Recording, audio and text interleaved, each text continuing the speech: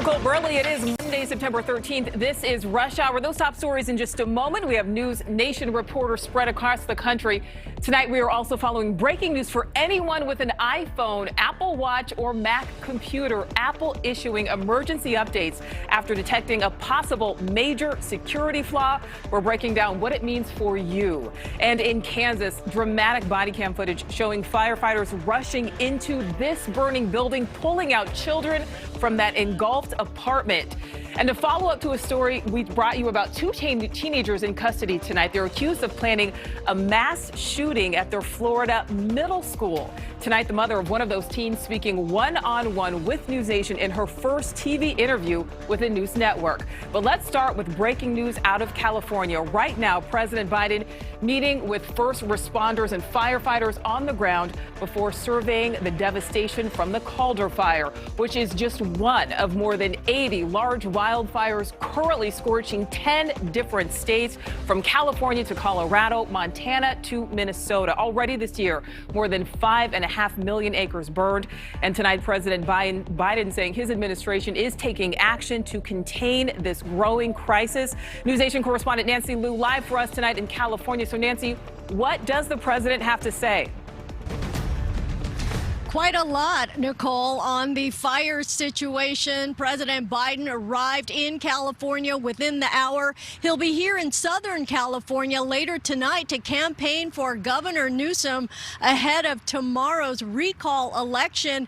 In fact, he's already with Governor Newsom now up in the Sacramento area to talk about and survey damage from the Caldor Fire. The president has been following the fire situation closely, and today his West Coast swing began in Boise, Idaho, where he also talked with firefighters as well as state and federal officials about the record fire season that is still ongoing. Already more than 5 million acres burned, and there have been several federal disaster declarations in California alone, including just a few days ago for the Caldor Fire. President Biden again highlighting his $3.5 trillion spending plan to help ease the fight against those fires and also beef up social programs. And so, we need to do more. We've asked for $14 billion for disaster needs, including, as I said, that $9 billion for community. This is over a 10-year period for hit by wildfires and drought. And, we can't continue to try to ignore reality. Now, the president had also talked up his social spending plan when he visited New York, New Jersey, and Louisiana in the wake of the hurricane damage from Hurricane Ida. Nicole? All right, so the president there in California talking wildfires, but he's also there to handle some other business. Oh, absolutely. He is here to campaign for Governor Newsom, facing a major recall election tomorrow. They'll be down in Long Beach later, and the stakes are high for Democrats nationally, because what happens here in California with this recall could impact the midterm elections coming up next year, as well as the president's domestic agenda. Now, the Democrats have been framing the Republican challenger, Larry Elder, as a offshoot of the Trump brand, and it appears to be working because, Nicole, the latest poll out of UC Berkeley finds that 60% of voters do not support the recall, only 38% in favor. And as many people know, in California, Democrats outnumber Republicans by about 2 to 1, but Republicans are hoping for a surge in voters at the polls tomorrow. Nicole? All right, yeah, Nancy, all eyes to see what happens tomorrow. All right, thank you for that. Also breaking tonight, Tropical Storm Nicholas strengthening as it approaches the Gulf Coast of Texas with wind speeds of up to 60 miles per hour. That's only about 15 miles an hour from reaching hurricane strength. And this is a live look right now at the pier on Galveston Island. You can see the wind blowing, some choppy conditions out there on the water. Several schools in the storm's projected path canceling classes today. The Houston School District already canceling classes tomorrow. That's in anticipation of major flooding. The Houston area prone to devastating flooding. The mayor there says workers already preparing for the potential of rising water as soon as tonight. News Nation's Sarah Allegre from our Tyler, Texas station KETK is in Galveston with a closer look at conditions on the ground right now. Yeah, I'm at 61st Street Fishing Pier in the Galveston area, and the main story today, the main concern is that heavy rainfall as well as that flooding. Of course, right now we're not seeing any rain yet. We are seeing some wind, but really the big concern is this ocean behind me. These waves are crashing down, very choppy, and as you can see on this pier, I mean, my boots are getting wet because of these rains crashing down. And what owners here are concerned about here at 61st Street Fishing Pier is the storm surge. These water levels rising, it does create a concern for them, but mainly for most people in the Galveston area, people want to watch out for that flooding. This is no stranger to us here, but still a cause of concern. Reporting in Galveston, I'm Sarah Allegre.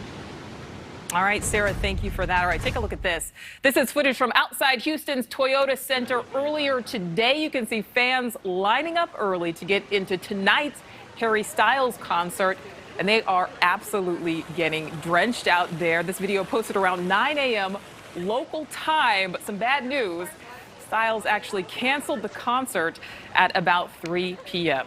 All right, let's bring in Chief Meteorologist Albert Ramon. He is down in our weather center tonight. So, Albert, what is the latest on Nicholas? So, 65-mile-per-hour tropical storm right now, Nicole. There is a small window now till about 10 o'clock Central Time that this could get to hurricane strength. Let me show you where it is right now on the big board, located just off towards the east of Corpus Christi and moving up towards the north-northeast. 65-mile-per-hour winds right now, expected to go to 70-mile-per-hour winds, say about 8 or 9 o'clock tonight as it moves inland just north of Matagorda Bay. But overnight, torrential rainfall expected across the Houston and Galveston area. That continues through the day tomorrow. And even though this will be well inland by this tomorrow, look at the heavy rainfall spreading all the way out towards the east, impacting places like New Orleans through the day on Wednesday with these heavy bands coming off the Gulf of Mexico. So it is a wide flash flood risk, both in terms of freshwater flash flooding, heavy rainfall, but also storm surge. That's salt water being forced inland. How much rainfall? Some isolated locations could see as much as 10 inches. Upper Texas coast into southwest Louisiana. It is a high flood risk tonight, and it's also an elevated risk as we roll through tomorrow, Nicole. Yeah, we hate to see the Gulf Coast being hit again. All right, Albert, thank you. We do have more breaking news for you tonight. This is tech news. iPhone users, you may want to check your device. Apple today releasing a series of emergency updates to stop hackers from infecting iPhones and other Apple devices without your knowledge. William Antonelli, he's editor of Business Insider's Tech Reference, joining us live. So, William, explain this. It's being called a possible major security flaw. Sure.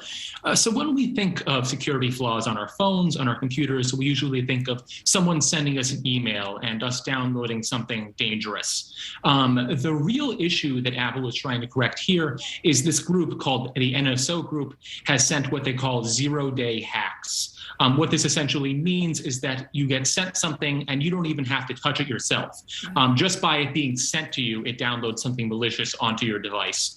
It's been a real issue. It's sort of considered the holy grail of viruses and malware. And Apple's security update today, their emergency security update, is meant to fix this massive, massive leak. Well, William, one of the things about Apple, they're not supposed to be hacked.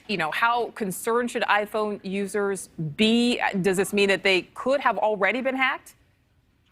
The lucky thing for most iPhone users is that you really do not have to worry about this specific hack. The NSO group's malware is aimed almost entirely at high-level journalists and human rights activists. They've been pinged for it in the past. They've always denied culpability, but the findings really are not in their favor. So the average iPhone user does not have to worry about this. But the big thing you have to take away from this, the big thing to remember, is always keep your devices updated as much as you can. We often think of updates as bloat, as things we don't need, but they always contain big security updates that we really, really do need to protect our devices. We really do need them. William, thank you so much for your expertise. We appreciate it. All right, now let's get to that ongoing situation in Afghanistan. Services held today for 2 U.S. service members killed during the Kabul airport attack. Navy Corpsman Maxton Soviak laid to rest this afternoon in Ohio. And his parents say their son died a hero, providing aid to a mother and child as that bomb exploded. And right now in Indiana, visitation is being held for Marine Corporal Humberto Sanchez. He died while bringing children to the airport. He will be buried tomorrow. Meanwhile, in Fort Pickett in Virginia, preparations underway for the arrival of Afghan refugees. Now, these tents will house about 5,000 people before they settle into more permanent housing. And also happening today, Secretary of State Antony Blinken testifying for the first time about the U.S. withdrawal. Members of the House committee asking why Americans and Afghan allies were left behind. NewsNation's Kelly Meyer joining us from D.C. with more. So, Kelly, what was the secretary's response? Well, Nicole, this hearing is still going on now. It's entering its 4th hour. It started this afternoon and now is continuing into the evening. The secretary promised he would stay until he answered every lawmaker's questions. This was an unmitigated disaster of epic proportions. Republicans grilled Secretary of State Antony Blinken over the administration's evacuation from Afghanistan and hit the secretary for not showing up for the hearing in person. My understanding is that the House is not in session, and that's why the session has been... I'm right here, Secretary. So is the chairman, so is the ranking member. We're here. Blinken appeared virtually before the House Foreign Affairs Committee Monday and defended the decision to leave Afghanistan. There's no evidence that staying longer would have made the Afghan security forces or the Afghan government any more resilient. In the first day of back-to-back hearings, Secretary Blinken says former President Trump's agreement with the Taliban left President Biden with few options. President Biden immediately faced the choice between ending the war or escalating it. Democrats say Republicans are wrong to ignore the role of the previous administration. Did the Trump administration leave on your desk a pile of notebooks as to exactly how to carry out that plan? We inherited a deadline. We did not inherit a plan. Several Republicans and Democrats asked why American citizens, green card holders, and Afghan allies were left behind. The most important promise in our military is no man left behind, no one left behind. But you broke this promise. Blinken says there are about 100 Americans still left, and the State Department is in touch with all of them, working to get them home. And this is the first of 2 days of testimony for Secretary Blinken. He's set to appear tomorrow morning before the Senate. Nicole? All right. He'll, of course, face lots more questions. Kelly, thank you. Well, here's a live look at the nation's capital tonight, where there is heightened security hours after Capitol Police arrested a man armed with a machete near the Democratic National Committee headquarters. NewsNation White House correspondent Allison Harris joining us live tonight. So, Allison, all of this as police are preparing for the Justice for J6 rally, which is coming up this weekend. That's right, Nicole. It was just after midnight when Capitol Police arrested a California man with a bayonet and a machete in his truck near the Democratic National Committee headquarters. That's just a few blocks from where we are here at the Capitol. An officer on patrol noticed the Dodge truck had a swastika and other white supremacy symbols on it, with a picture of an American flag in place of the license plate. Police say 44-year-old Donald Craighead told officers that he was on patrol and he started spewing white supremacist rhetoric. He was arrested for possession of prohibited weapons. Police want to know whether he was planning to attend the rally that's planned here at the Capitol on Saturday afternoon. Organizers are calling it the Justice for J6 rally, as in January 6th. They planned a rally in support of people who've been jailed for taking part in the insurrection at the Capitol, calling them political prisoners who are being held in violation of their civil rights. Capitol Police today announced plans to once again put up the 7-foot-tall metal fencing around the Capitol. It is the same fencing that was put up after the rioters overwhelmed officers, assaulting 140 of them in the attack. The fence will go up a day or two before, and if everything goes well, it'll come down very soon after. And cameras are now being installed that provide 360-degree views for officers to monitor every angle on Saturday. All hands are on deck as officers have been denied taking time off. And the Capitol Police Board has issued an emergency declaration allowing the department to deputize outside law enforcement as special officers to be able to help. Nicole? All right, hopefully that fence will be able to come down quickly. Allison, thank you. All right, let's talk pandemic now. Nearly 1 million students in the nation's largest school system returned to in-person full-time learning today for the first time in 18 months. Their return coinciding with the enforcement of strict pandemic rules along with a national vaccine mandate impacting millions of workers and their employers. NewsNation's Tom Negeman is live for us tonight at LaGuardia High School in Manhattan. So, Tom, give us the details on day one. Well, Nicole, this day one being watched by states, cities, and school districts all over the country. What happened starting today here in New York can be considered the pandemic's biggest experiment in in-person learning. With fist bumps and masks, this moment is what we've been all working for. New York goes back to school. An array of images and emotions. Nervous. Excited. Some parents having a hard time letting go. Others, less so. Now that she's back in school, we get to jump for joy. Within the next 2 weeks, all New York teachers must be vaccinated. The federal mandate affecting 100 million workers around the country. But tonight, some of those workers and their unions are pushing back. Basically, they don't want to be forced to take something that they don't believe in. In a tight labor market, there's concern, especially at hospitals and nursing homes, that workers who oppose vaccines may not be easily replaced. Look at these beautiful kids, ready for school again. Are you ready? Even in New York, as children go back to class, remote options now. Some parents protest the absence of a remote option. We have thousands of parents across the city who do not want to send their child in. In New York City schools, as in the workforce, there are but two major exemptions, religious and medical. And this was also, Nicole, the end of remote work for 300,000 New York City workers. They were expected back in the office starting today. All right, Tom, thank you for that. Well, vaccines during pregnancy across the U.S., there's a surge of expectant moms testing COVID positive. Health officials now urging moms to be vaccinated, but not all are willing to roll up their sleeves. NewsNation correspondent Janelle Fort live for us tonight. So, Janelle, you spoke to one new mom who says she regrets not being vaccinated. Yeah, Nicole, we've been hearing about how the Delta variant is hitting pregnant women especially hard. So one woman says that after getting a severe case of COVID-19 in the middle of her pregnancy, she now has this warning for any expecting moms. Melissa Cedeno is today the happy and relieved mother of a brand new 10-pound, 2-ounce baby boy, Wyatt James. Relieved because not long ago, she wasn't sure if she or the baby would live to see this day. Hey moms and moms-to-be. The Florida mom shared this video to her mommy group.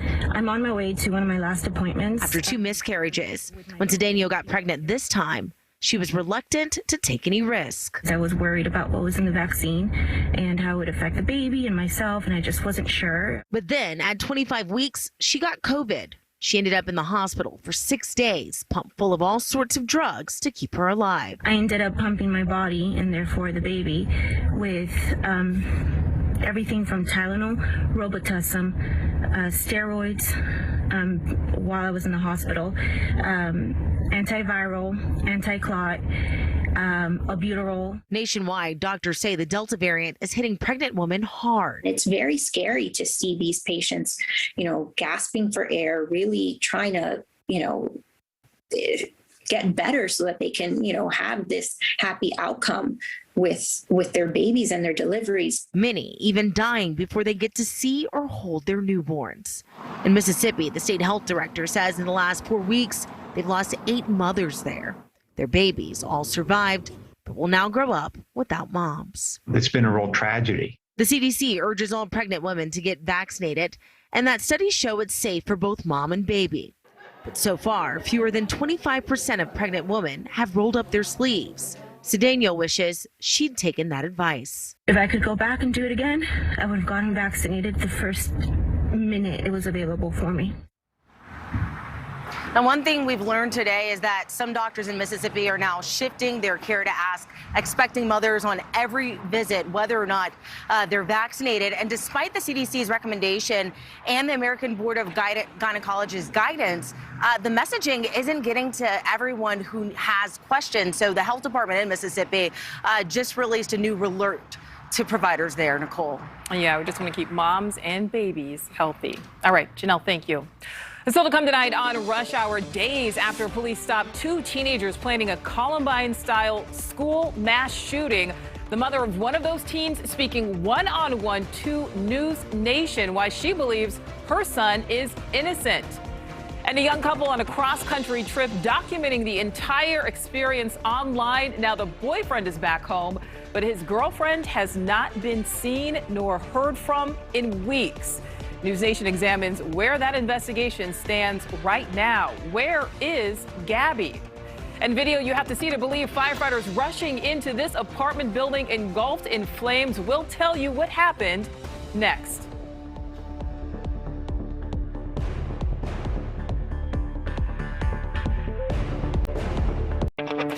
A daring Labor Day rescue caught on camera. We are taking you to Wichita, Kansas, as an early morning fire tore through an apartment complex. Lots of residents home at the time, of course, because of the holiday. Now, firefighters wearing body cameras rushed into the flames, saving several people, including that little girl. News Nation's Felicia Bolton is live. So, Felicia, you have the details on really what was a harrowing mission. Nicole, the video is very powerful. Neighbors still in their pajamas watch as flames rip through their homes. Then a firefighter pulls out a young girl who was still inside.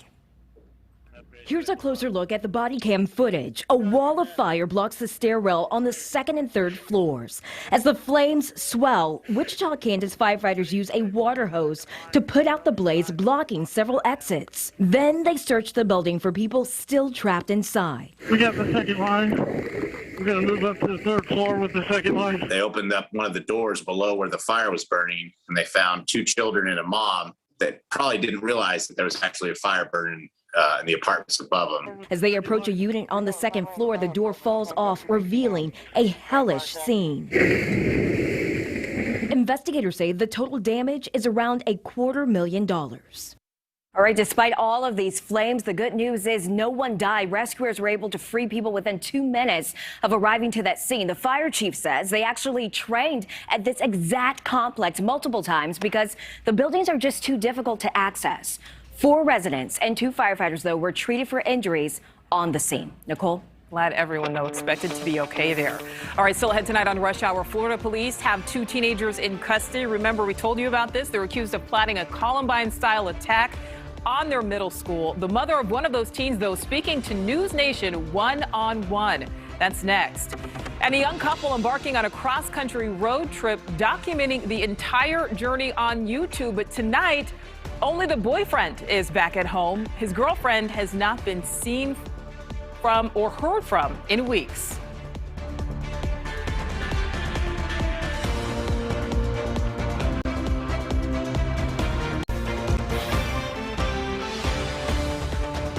Welcome back to Rush Hour. Here's what's happening in your nation right now. President Biden visiting the West Coast today to speak with federal and state officials about the record-setting wildfires.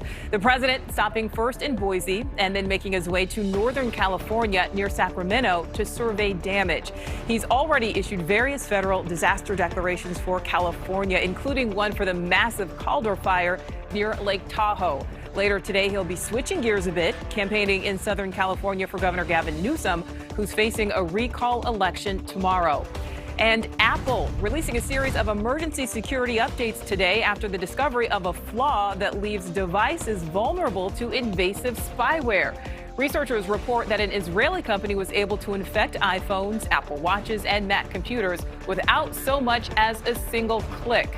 That spyware, known as Pegasus, is capable of invisibly infecting a device for up to 6 months.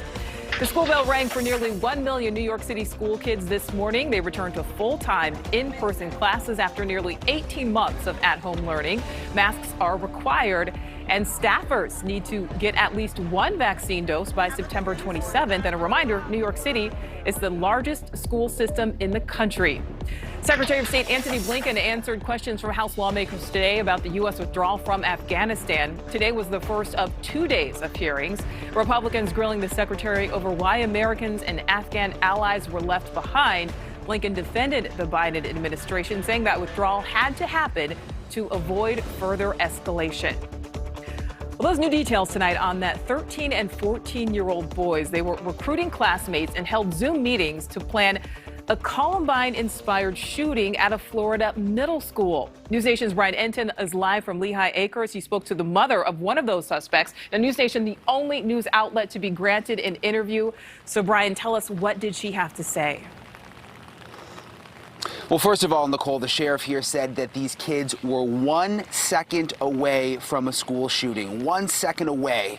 The one boy's mother this afternoon sat down with us. She says this is a misunderstanding. She had a different story to tell. Take a look at this. This is new video in. This shows the 13 and the 14-year-old boys booked in to the sheriff's office here in Southwest Florida. The sheriff says this was extremely serious. He says they had mapped out the school, pointed out where all of the security cameras were, and that they had researched the Columbine massacre. But the 14-year-old boy's mother told me this is a misunderstanding. She said she has a good son, that he doesn't have a lot of friends, that he was just trying to fit in and got in with the wrong crowd.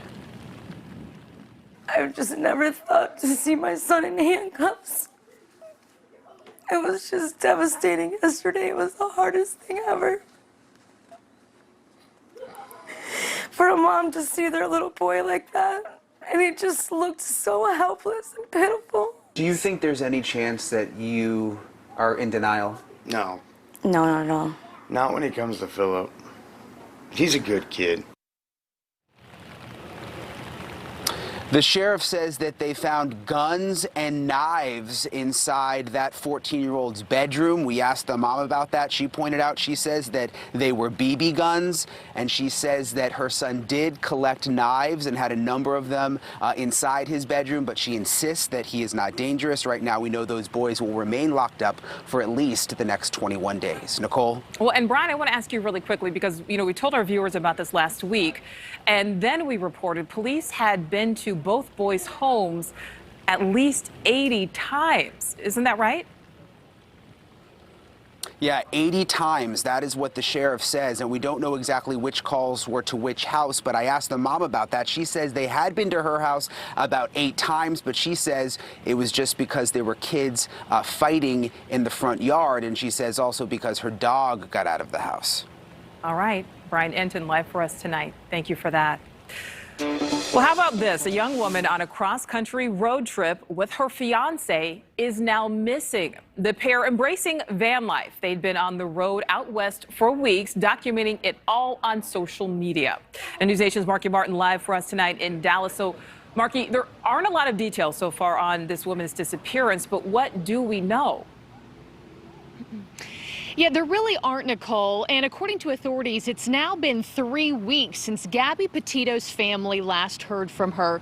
The 22-year-old woman embarking on this cross-country adventure alongside her boyfriend starting in July, which actually the pair ended up documenting much of it for social media. Well, now reportedly that boyfriend is back home with no signs of Gabby. In this lone YouTube vlog titled Van Life, 22-year-old Gabby Petito and her boyfriend Brian Laundrie document their nomadic journey headed west from Long Island. Since we left New York, I've only set up my hammock once, and now we're all the way in Utah, and luckily enough, I was able to set up my hammock in one of these trees. And we're kind of like in the desert. They make national park stops in Kansas, Colorado, Utah.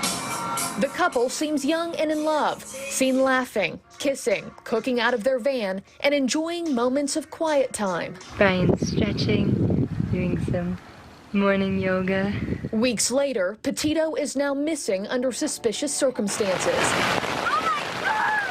and last known to be in Wyoming's Grand Teton National Park. According to authorities, the 2012 Ford Transit the pair was traveling in has been recovered. Petito's parents telling other media outlets Laundrie is back home, lawyered up and not talking. New York's Suffolk County Police Department telling News Nation they could not comment on Laundrie or his whereabouts. His social media pages have gone silent, and he has yet to make a public plea or statement. A GoFundMe page started by a close family friend reads this: "We can confirm she is no longer in the van or with this companion." In a press release, police say Petito's family last heard from their daughter the final week of August and reported her missing on September 11th. Yeah, just a really bizarre case. And just for some physical markers here, since this has now launched a nationwide search for her, Petito is white. She is 5'5", about 110 pounds. And she also has multiple tattoos, one of which is on her finger, the other on her forearm, that read, "Let it be." And as you can see from those videos and photos, she is blonde with blue eyes. Nicole. All right, Marky, so Petito's boyfriend is not talking. Do we know where they were headed, what their final destination was, and where did authorities actually find the van? Great question. So according to that GoFundMe page, their final destination was actually Yellowstone, a place that Petito never made it to. Now, that van was found in Florida, Northport, Florida, where the boyfriend is reportedly staying. And just today, the Northport Police Department releasing a statement that at this time, there is no definitive evidence that a crime has taken place, but they did say, quote, "The circumstances are odd." Nicole. We sure hope Gabby turns up safe. All right. Marky, thank you. Let's head tonight on Rush Hour. Let's give you a live look inside Las Vegas's Allegiant Stadium. This is ahead of tonight's Monday night matchup between the Raiders and the Baltimore Ravens. We have a closer look at the COVID protocols in place at Raider Stadium tonight, the strictest protocols in the country. Plus, the stars are out in New York City for a rare mid-September Met Gala. We are live on the red carpet next.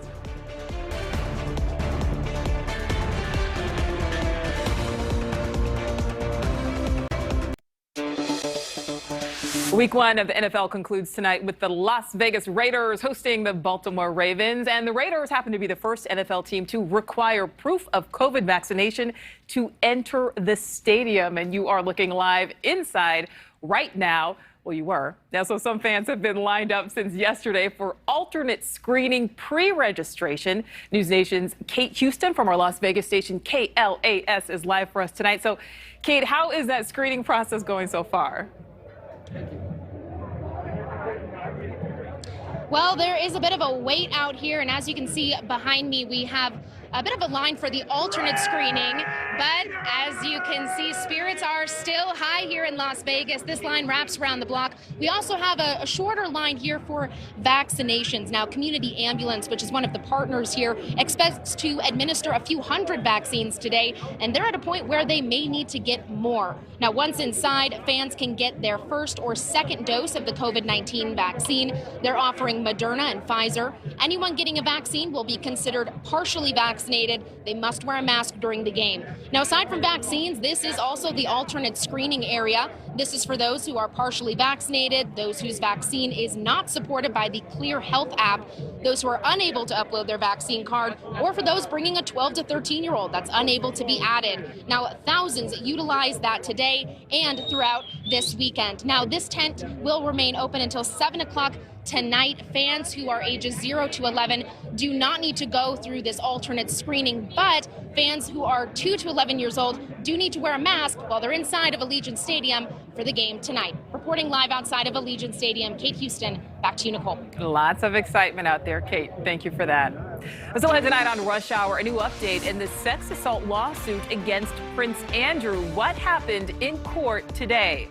And more pushback to vaccine mandates going in effect across the country. Police officers, the latest group of people to reject those new protocols.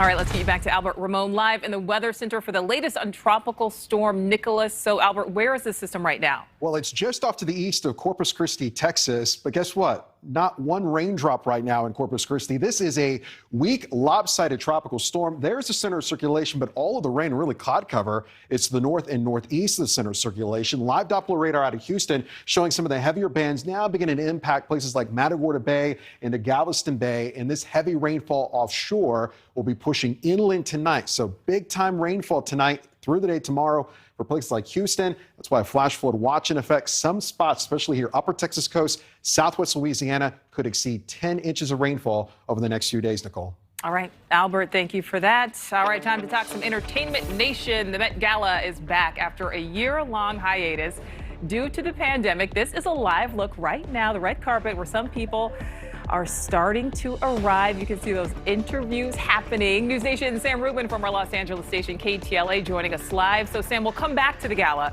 First, let's talk about Prince Andrew. He wasn't in court today, but had a court conference call. Indeed, he did. Again, this is heating up, Nicole. We've talked about it for the last several weeks.